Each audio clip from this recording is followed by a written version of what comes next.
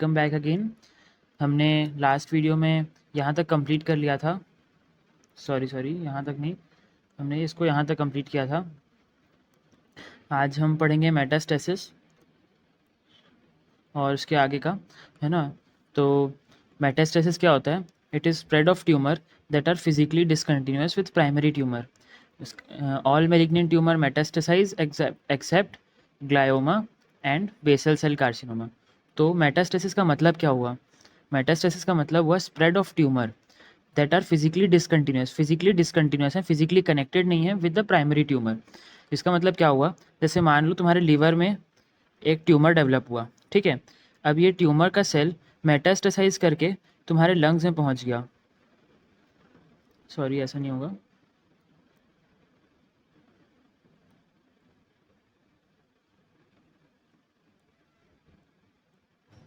है ना, अगर ये तुम्हारे लंग्स तक पहुंच गया जाके, तो ये फिजिकली डिसकंटिन्यूअस साइट्स हैं प्राइमरी ट्यूमर से स्प्रेड हुआ ट्यूमर का, और यहाँ सेकेंडरी साइट में डेवलपमेंट हो रहा है ट्यूमर का। तो इस प्रोसेस को हम बोलते हैं क्या? मेटास्टेसिस। इसको हम बोलते हैं मेटास्टेसिस, ठीक है। ये सबसे इम्पॉर्टेंट कैरेक्टरिस्टिक है एक मैलिग्नेंट ट्यूमर का। ये मेटास्टेसिस अगर किसी ट्यूमर में प्रेजेंट है तभी हम उस ट्यूमर को मैलिग्नेंट बोलेंगे, क्योंकि कई बार मैलिग्नेंट ट्यूमर भी हमारे वेल डिफ्रेंशिएटेड होते हैं। तो मैलिग्नेंट और बेनाइन को जब हम डिफ्रेंशिएट करते हैं तो हम क्या फीचर देखते हैं? वो है मेटास्टेसिस, ठीक है। और मेटास्टेसिस दो मैलिग्नेंट ट्यूमर्स में नहीं होता है, ये मैलिग्नेंट है पर इसमें मेटास्टेसिस नहीं होता है। ये एक्सेप्शन बहुत इंपॉर्टेंट है, इसको याद रखना। ग्लायोमा का मतलब होता है कि ब्रेन टिश्यू में ट्यूमर होना, और बेसल सेल कार्सिनोमा, है ना। तो ये दोनों ट्यूमर जो है मैलिग्नेंट हैं, पर इसमें मेटास्टेसिस नहीं होती है, ठीक है। अब पाथवेज ऑफ स्प्रेड, मेटास्टेसिस कैसे हो रही है? प्राइमरी साइड से सेकेंडरी साइड तक जाके स्प्रेड कैसे हो रहा है ट्यूमर का? तो वो इन 3 साइड से हो सकता है। क्या क्या? तो यहाँ हम पढ़ेंगे पाथवेज ऑफ स्प्रेड में। पहला है डायरेक्ट सीडिंग। डायरेक्ट सीडिंग में क्या होता है? Tumor cell spread from affected organ to the nearest body cavity, ठीक है। तो इसमें बॉडी कैविटी क्या क्या हो सकती है अपने बॉडी में? पेरिटोनियल कैविटी, प्लूरल कैविटी, सब एरेक्नॉइड कैविटी, जॉइंट स्पेस, ये सब सारी जो हैं हमारी बॉडी कैविटीज़ हैं, ठीक है। तो पेरिटोनियल बॉडी कैविटी जो है, ये हमारी मोस्ट कॉमन बॉडी कैविटी है जिसमें कि हमारा ट्यूमर स्प्रेड हम देखते हैं। तो इसका एग्जांपल क्या होगा? इसका एग्जांपल है mucus secreting and appendiceal secretes mucin in peritoneum, और वहाँ फिर पेरिटोनियम में भी ट्यूमर डेवलपमेंट होने लगता है। होता क्या है इसमें कि जो हमारा अपेंडिक्स है, अपेंडिक्स जो हमारा सीकम की होता है, सीकम में वो अपेंडिक्स में म्यूकस सिक्रेटिंग कार्सिनोमा हो जाता है, म्यूकस सिक्रेटिंग कार्सिनोमा, ठीक है। तो ये म्यूकस जो है फिर लीक होकर के पेरिटोनियल कैविटी में आता है और वहाँ पर भी ट्यूमर डेवलप करा देता है। तो हम ऐसे ट्यूमर को क्या बोलेंगे? हम इसको बोलेंगे स्यूडोमाइक्सोमा पेरिटोनाई। जो ट्यूमर हमारा पेरिटोनियम में अराइज हो रहा है उस ट्यूमर को हम बोलेंगे स्यूडोमाइक्सेमा माइक्सोमा पेरिटोनाई, ठीक है। देन आगे बढ़ते हैं हम। तो सेकेंड टाइप का स्प्रेड, टाइप ऑफ स्प्रेड है, पाथवे ऑफ स्प्रेड है, सॉरी, ये लिम्फेटिक स्प्रेड, ठीक है। तो इसमें क्या होता है? इसके थ्रू मोस्टली कार्सिनोमा स्प्रेड होता है। लिम्फेटिक रूट के थ्रू मोस्टली कार्सिनोमा स्प्रेड होते हैं, ठीक है। तो और कौन से कार्सिनोमा स्प्रेड नहीं होते हैं लिम्फेटिक के थ्रू, जो कि ब्लड वेसल के थ्रू स्प्रेड होंगे? वो हैं किडनी का कार्सिनोमा, लिवर यानी हेपेटिक कार्सिनोमा, और थायराइड का मैलिग्नेंट ट्यूमर, ठीक है। तो ये 3 कार्सिनोमा जो हैं ये लिम्फेटिक स्प्रेड से नहीं होंगे, ये ब्लड वेसल के थ्रू जाएंगे। ये हम थर्ड टाइप का भी देखते हैं रूट ऑफ और पाथवे ऑफ स्प्रेड में, ठीक है। तो लिम्फेटिक स्प्रेड से मोस्टली कौन जा रहे हैं? कार्सिनोमा जा रहे हैं, ठीक है। तो 3 उसके एक्सेप्शन है, ये याद रखना। Exception kidney, liver and thyroid, ठीक है। KLT, ठीक है, ठीक है। अभी हम देखेंगे सेंटिनल लिम्फ नोड क्या होता है। सेंटिनल लिम्फ नोड, ये शायद आपको याद होगा फर्स्ट ईयर में भी हमने पढ़ा था कि first lymph node present in anatomical pathway of lymph drainage. जैसे कि मान लो ये कोई ऑर्गन है तुम्हारा, इसमें तुम्हारा ट्यूमर ग्रोथ हुआ है, तो अब इस ऑर्गन को जो लिम्फेटिक वेसल्स ड्रेन करेंगी, वहाँ से जो फर्स्ट लिम्फेटिक नोड जिसमें जाएंगी, ये जिसमें कंटिन्यू होंगी, उस लिम्फेटिक नोड को हम सेंटिनल लिम्फ नोड बोलते हैं, और इसी नोड में सबसे पहले कैंसर स्प्रेड होता है अगर लिम्फेटिक पाथवे के थ्रू जा रहा है तो, ठीक है। एग्जाम्पल क्या इसका, ब्रेस्ट कार्सिनोमा, ये हमने फर्स्ट ईयर में पढ़ा है। Breast carcinoma which spreads through the axillary lymph nodes, और इसमें सेंटिनल लिम्फ आता है जो कि ड्रेन करती है infra and supra clavicular lymph nodes में, ठीक है। Then swollen lymph node not always harbor metastasis, sometimes lymph node arrest further spread at least for a while। क्या होता है कि ज़रूरी नहीं है कि अगर lymph node सोलन है यानी कि वो मेटास्टेसिस को प्रमोट कर रही है, वहाँ से मेटास्टेसिस हो रहा है। कई बार ये भी हो सकता है कि lymph node जो है वहाँ पर मेटास्टेसिस को रोकने की कोशिश करे, कम से कम कुछ देर के लिए तो रोकेगी वो। Tumour specific immune response trigger होगा रोकने से वहाँ, ठीक है। और फिर क्या होगा, मतलब इस ट्यूमर स्पेसिफिक इम्यून रिस्पॉन्स जो है इसके कारण रोकेगी वो, है ना। तो दिस लीड्स टू हाइपरप्लेजिया और एनलार्जमेंट ऑफ लिम्फ नोड। तो ये क्या है, हमारा मेटास्टेसिस को रोकेगी, यानी बेनिफिशियल मैकेनिज्म है हमारा, है ना, प्रोटेक्टिव मैकेनिज्म है ये। Then third route of spread is hematogenous spread. हमने जो अभी बात किया था कि 3 कार्सिनोमा कौन कौन से थे, वो किडनी, लिवर एंड थायराइड, ठीक है, KLT, ये हमारे ब्लड के थ्रू स्प्रेड हो रहे थे कार्सिनोमा। अभी हम देखेंगे ब्लड वाला, तो ब्लड से यूजुअली सार्कोमा जो है स्प्रेड होते हैं, पर इसमें भी एक्सेप्शन है, जैसे पहले एक्सेप्शन थी, इसमें क्या क्या एक्सेप्शन है, synovial cell carcinoma, clear cell carcinoma, alveolar rhabdomyosarcoma and epithelial cell sarcoma, ठीक है। तो इसका हम निमोनिक क्या है, इसके लिए ट्रिक है स्केयर, उसको याद रखना स्केयर। एस से साइनोवियल सेल कार्सिनोमा, सी से clear cell sarcoma, sorry synovial cell carcinoma बोल दिया था क्या मैं, synovial cell sarcoma, clear cell sarcoma, alveolar rhabdomyosarcoma and epithelial cell sarcoma, ठीक है। तो यूजुअली जो स्प्रेड होता है वो वेन से ज़्यादा कॉमन होता है बजाय कि आर्टरी से। क्यों, क्योंकि आर्टरी की वॉल्स थिक होती हैं, थिक होने से क्या होता है उनका ल्यूमेन कम होता है, तो जो ट्यूमर मास रहता है उनको उसको ज़्यादा अच्छे से स्प्रेड होने के लिए कौन सी वेन सपोर्ट करेंगी, मतलब कौन सी ज़्यादा बेटर है उसके स्प्रेड के लिए, क्योंकि जिसका ल्यूमेन ज़्यादा है तो वेन्स का ल्यूमेन ज़्यादा होता है। तो वेन्स मोर कॉमनली हेमाटोजेनस स्प्रेड में इन्वॉल्व रहती हैं, आर्टरी से ज़्यादा इन्वॉल्वमेंट वेन्स का होता है, ठीक है। Then molecular basis of cancer, ठीक है, ये हम देखते हैं। नॉन लीथल जेनेटिक डैमेज, देखो नॉन लीथल जेनेटिक डैमेज का मतलब है कि हमारा सेल्स में जेनेटिक डैमेज हो रहा है लेकिन वो लीथल नहीं है। अगर लीथल होगा तो जो भी ह्यूमन है वो वहीं पर, मतलब उस जेनेटिक डैमेज के कारण ही उसकी डेथ हो जाएगी, तो कार्सिनोमा डेवलप होने का तो टाइम ही नहीं मिलेगा, है ना। तो जेनेटिक डैमेज होना चाहिए लेकिन वो नॉन लीथल होना चाहिए। उससे क्या होगा, DNA डैमेज होगा या फिर एपिजेनेटिक चेंजेस होंगे।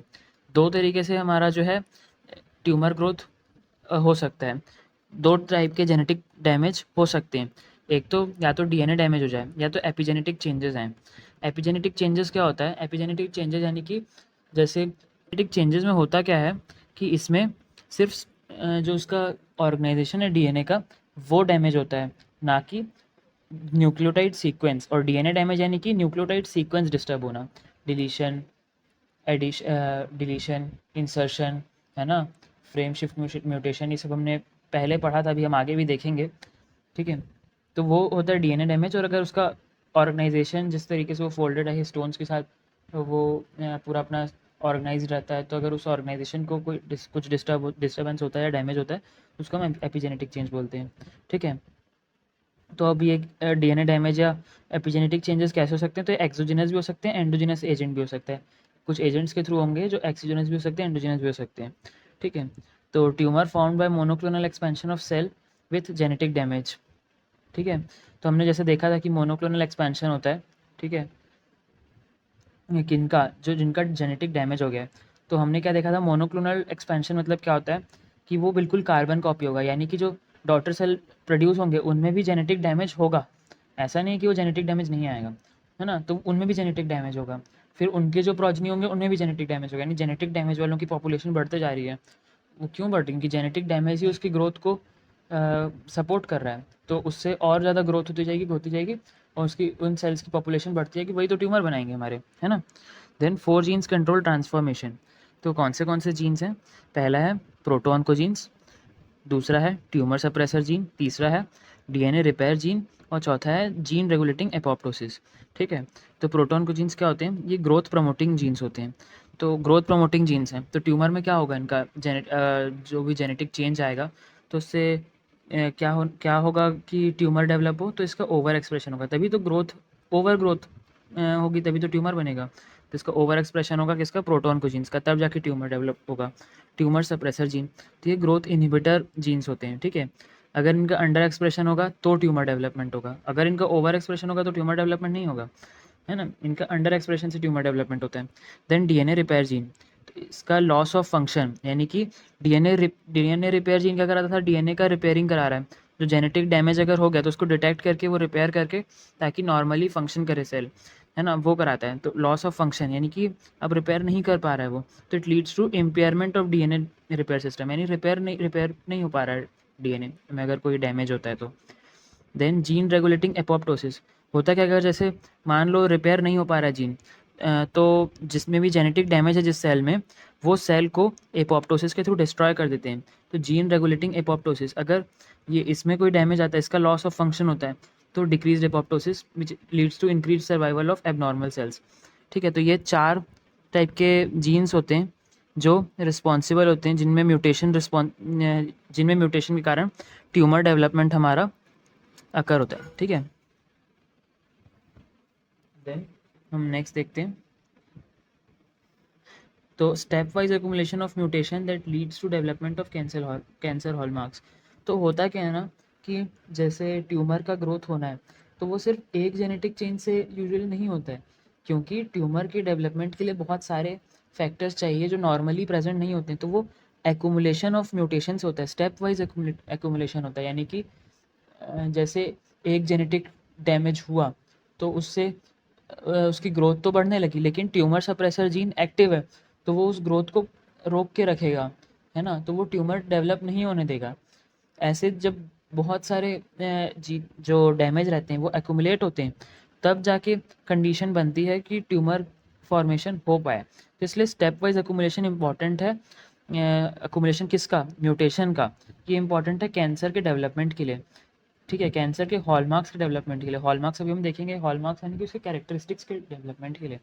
जब वो उसके कैरेक्टरिस्टिक्स बनेंगे तभी तो कैंसर डेवलपमेंट होगा। तो ऐसे म्यूटेशंस को हम क्या बोलेंगे? जो उसको जो कैंसर के हॉलमार्क्स का जो कैंसर के जो कैरेक्टरिस्टिक्स हैं उनको डेवलप करा रहा है, तो वो उनको हम बोलते हैं ड्राइवर म्यूटेशन। क्योंकि ऐसे भी म्यूटेशन हो सकते हैं कि ज़रूरी नहीं है कि हर म्यूटेशन ही कैंसर को सपोर्ट करे। ऐसा भी म्यूटेशन तो रैंडम है, वो ना ही कैंसर के डेवलपमेंट को सपोर्ट करेगा, मतलब ऐसा नहीं है कि वो किसी की तरफ बायस्ड है कि हमको ट्यूमर ग्रोथ करवाना है या नहीं करवाना है ना। तो म्यूटेशन किसी भी डायरेक्शन में जा सकता है, वो हो सकता है कैंसर को सपोर्ट करे और हो सकता है कैंसर के हॉलमार्क को सपोर्ट ना करे। तो अगर वो सपोर्ट करता है तो उसको हम बोलते हैं ड्राइवर म्यूटेशन।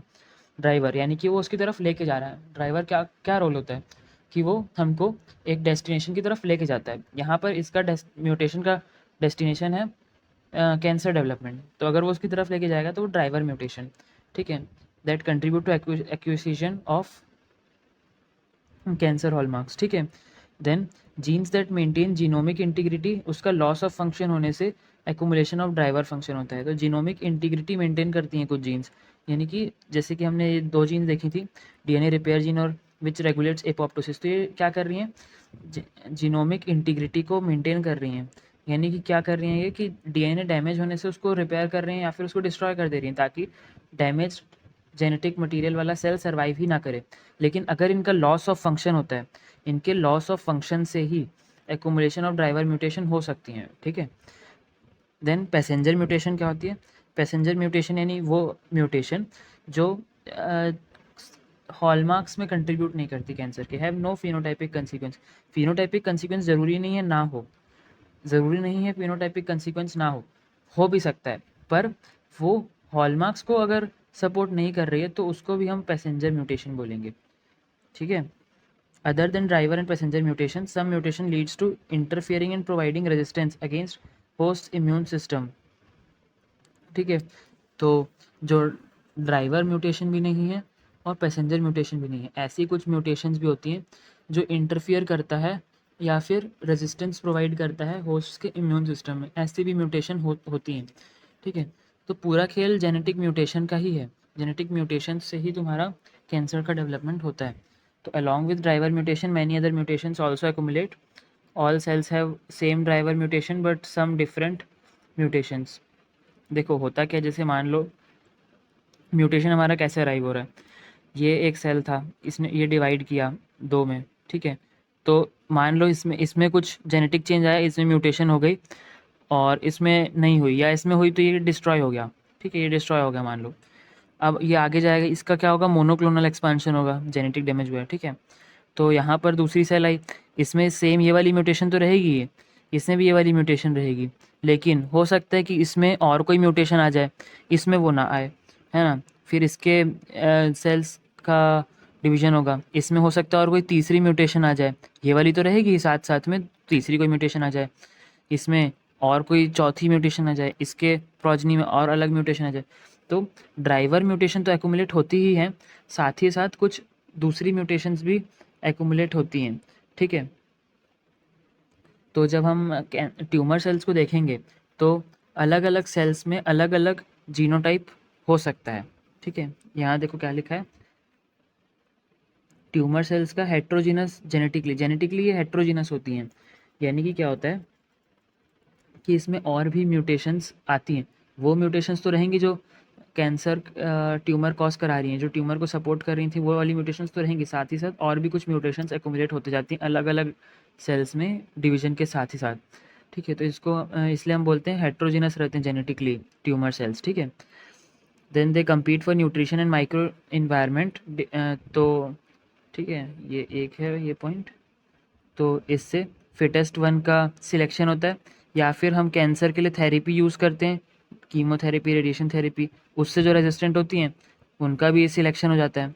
तो यहाँ पर जो आती हैं वो फिटेस्ट आती हैं और फिर प्रोग्रेशन ऑफ कैंसर और आगे बढ़ता है। मतलब जैसे समझ नहीं आया हो आपको तो मैं वापस से एक बार बताता हूँ। ठीक है, देखो क्या हो रहा है, ट्यूमर्स में अलग अलग, जैसे देखो पूरा एक ट्यूमर अभी डेवलप हो गया, इसमें बहुत सारी सेल्स हैं। ठीक है, ये बहुत सारी सेल्स हैं। अब इसमें कुछ सेल, सबके पास अलग अलग इनका जेनेटिक मटेरियल डिफरेंट है, ये तो समझ में आ गया होगा आपको कि अलग अलग इसमें जेनेटिक डैमेज हो रहा है, मतलब अलग अलग म्यूटेशंस आ रही हैं। वो सारी म्यूटेशन तो हैं ही जो कैंसर इनेबल कर रही थी, बाकी और भी कुछ म्यूटेशंस एक्युमुलेट होती हैं, इसलिए जेनेटिकली हेट्रोजेनस होते हैं सारे सेल्स एक ट्यूमर के। यहाँ तक समझ में आया। अब इसके बाद इतने सारे सेल्स हैं, ठीक है, अब वो वहाँ पर ब्लड सप्लाई बहुत अच्छा रहता नहीं है ट्यूमर के लिए, एंजियोजेनेसिस होता है, हम आगे पढ़ेंगे हालांकि, लेकिन फिर भी वो इफ़ेक्टिव नहीं होता है। तो इसमें होता क्या है, इनका कंपटीशन होता है कि न्यूट्रिशन के लिए, माइक्रो इन्वायरमेंट के लिए, रिसोर्सेज के लिए, सब के लिए इसमें कंपटीशन होता है। तो जो उसमें फिट रहेंगी, जैसे हमने डार्विन का लॉ पढ़ा था, the selection of the fittest one, तो वो सिलेक्ट होके वो बच जाती हैं, और जो नहीं सर्वाइव कर पा, मतलब जो उसके लिए फिट नहीं है, वो डिस्ट्रॉय हो जाती हैं। ठीक है, वैसे ही हम थेरेपीज़ भी देते हैं कैंसर के against, chemical chemotherapy, radiation therapy, immunotherapy, सब अलग अलग थेरेपीज़ होती हैं, अलग अलग ड्रग्स होते हैं। तो कुछ सेल्स में जो म्यूटेशंस एक्युमुलेट हुई हैं उनके कारण हो सकता है उनको रेजिस्टेंस मिल जाए, और कुछ में हो सकता है कि म्यूटेशन नहीं है इसलिए वो ससेप्टेबल है, या हो सकता है कोई म्यूटेशन उसको ससेप्टेबल बना दे, क्योंकि अलग अलग है ना सबका जीनोटाइप। तो इसलिए जिनमें म्यूटेशन के कारण रेजिस्टेंस मिल रही होगी वो क्या होंगे, वो फिट होंगे बाकी की पॉपुलेशन से, तो वो सिलेक्ट हो जाएंगे, वो सर्वाइव कर जाएंगे, बाकी के ख़त्म हो जाएंगे, वो बाकी के मर जाएंगे, और जो बच जाएंगे वो कैंसर को के प्रोग्रेशन में काम आएंगे। यही तो हमारा एनवायरनमेंट में भी होता है। क्या होता है, बहुत सारी पॉपुलेशन है ह्यूमंस की, जो फिटेस्ट है, ह्यूमंस की छोड़ो, जैसे हमारे मान लो कुछ एनिमल्स की है, बहुत सारे एनिमल्स को तुमने एक जगह डाल दिया, ठीक है, अब उनके पास लिमिटेड रिसोर्सेज हैं, लिमिटेड फूड रिसोर्सेज हैं, लिमिटेड स्पेस है। ठीक है, तो जो फिटेस्ट होगा वो दूसरे का खाना खा लेगा, है ना, दूसरा न्यूट्रिशन के डेफिशिएंसी में ही मर जाएगा, है ना, या दूसरे को स्पेस ही नहीं मिलेगी, वो उसमें रह नहीं पाएगा, मर जाएगा, है ना। या फिर मान लो ऐसा कुछ जैसे किसी ने उनको मारने के लिए कुछ टॉक्सिन दिए, ठीक है, उनके खाने में मिला के कुछ टॉक्सिन्स दे दिए। अब उसमें से जैसे मान लो कुछ, हम यहाँ पर चूहों का एग्जांपल लेते हैं मान लो, ठीक है, तो कुछ चूहों को तो टॉक्सिन्स से ससेप्टेबल थे तो वो मर जाएंगे, और जो ससेप्टेबल नहीं थे, जिनके अंदर म्यूटेशंस के कारण वो रेजिस्टेंट हो गए, तो वो क्या करेंगे, वो सर्वाइव कर जाएंगे और फिर वो अपनी पॉपुलेशन को आगे बढ़ाएंगे, तो उससे होगा प्रोग्रेस। तो जैसे अभी हमने देख लिया है जेनेटिक चेंजेस, जेनेटिक म्यूटेशंस जो भी हैं, जेनेटिक डैमेज देखा है हमने भी, है ना। तो अब हम देखेंगे एपिजेनेटिक चेंजेस, ठीक है। तो एपिजेनेटिक चेंजेस क्या क्या हो सकते हैं। तो पहली बात, एपिजेनेटिक चेंजेस जो होते हैं वो रिवर्सिबल होते हैं। रिवर्सिबल का क्या मतलब है कि ये हम इनको रिवर्स कर सकते हैं, कि जैसे ये चेंजेस हो गए तो इससे ट्यूमर डेवलपमेंट हो रहा है, पर हम इसको रिवर्स करके नॉर्मल कर देंगे अगर, ट्यूमर डेवलपमेंट रुक जाएगा। तो पॉसिबल टारगेट ऑफ ड्रग्स हैं ये, ठीक है। इसके ऊपर रिसर्च चल रही है ड्रग्स डेवलप करने के लिए। साइंटिस्ट एक ये टारगेट उनको मतलब ये एक पॉसिबल टारगेट है, ठीक है। तो एपिजेनेटिक चेंजेस मेनली दो टाइप के होते हैं। क्या क्या हो सकते हैं वो, या तो डीएनए मिथाइलेशन होगा या तो हिस्टोन मॉडिफिकेशन होगा। एपिजेनेटिक चेंजेस हमने क्या समझा था उस समय, कि एपिजेनेटिक चेंजेस यानी डीएनए के स्ट्रक्चर में यानी उसकी ऑर्गेनाइजेशन में चेंजेस। तो डीएनए मिथाइलेशन हो सकता है या तो फिर हिस्टोन मॉडिफिकेशन हो सकता है, ठीक है। तो डीएनए मिथाइलेशन में क्या होता है, ये साइलेंस कर देता है जीन के एक्सप्रेशन को। किसी पर्टिकुलर जीन के किसी पर्टिकुलर पार्ट में अगर मिथाइलेशन होता है तो वो उस जीन को साइलेंट कर देगा, उसके एक्सप्रेशन को। तो वो उससे जो भी प्रोटीन बन रहा होगा, प्रोटीन सिंथेसाइज हो रहा होगा, वो नहीं हो पाएगा, ठीक है। और वहीं फिर इस जीन का क्या होगा, लॉस ऑफ फंक्शन म्यूटेशन होगा, ठीक है। हिस्टोन मॉडिफिकेशन क्या होता है, तो ये या तो इन्हांस कर सकता है या तो डैम्पन कर सकता है, यानी या तो ये उसका सिंथेसिस को बढ़ा सकता है प्रोटीन का, या तो फिर ये कम कर सकता है, ठीक है, जीन एक्सप्रेशन को। तो प्रोटीन का अमाउंट जो है बढ़ भी सकता है, कम भी हो सकता है। तो इससे गेन ऑफ फंक्शन और लॉस ऑफ फंक्शन म्यूटेशन दोनों हो सकते हैं, ठीक है। अब नेक्स्ट आता है हॉलमार्क्स फॉर कैंसर। तो ये हॉलमार्क्स ऑफ कैंसर हम नेक्स्ट वीडियो में कवर करेंगे। और if you like this video then please drop a like and subscribe to my channel. You can also share this video with your friends and batchmates if you want. Thank you.